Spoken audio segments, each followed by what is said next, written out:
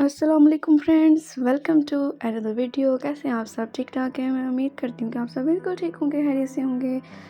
तो जी आज आपके लिए मैं ट्राउज़र के डिज़ाइन लेके आई हूँ जो कि बहुत ही एलिगेंट, बहुत ही डिसेंट हैं। उम्मीद करती हूँ कि आपको ये डिज़ाइन बहुत पसंद आएंगे। और जैसा कि ईद दोबारा से करीब आ रही है तो आपको डिज़ाइंस की ज़्यादा से ज़्यादा ज़रूरत पड़ेगी, जिसके लिए आपको शर्ट के डिज़ाइंस और ट्राउज़र के बाजू के हर तरह के आपको डिज़ाइंस चाहिए होंगे। तो आप मेरे चैनल का विज़िट लाजमी कीजिएगा, उस पर आपको हर तरह के डिज़ाइंस मिल जाएंगे, बच्चियों के भी और बड़ों के दुपट्टे के डिज़ाइन, दामन के और ट्राउज़र के हर तरह के डिज़ाइन आपको मेरे चैनल में मिल जाएंगे। आप विज़िट लाजमी कीजिएगा और अगर डिज़ाइन अच्छे लगे हों तो चैनल को सब्सक्राइब लाजमी कीजिएगा। अपना बहुत सारा ख्याल रखिएगा, तो हमें याद रखिएगा। वीडियो अच्छी लगी हो तो प्लीज़ लाइक शेयर सब्सक्राइब कर दीजिएगा।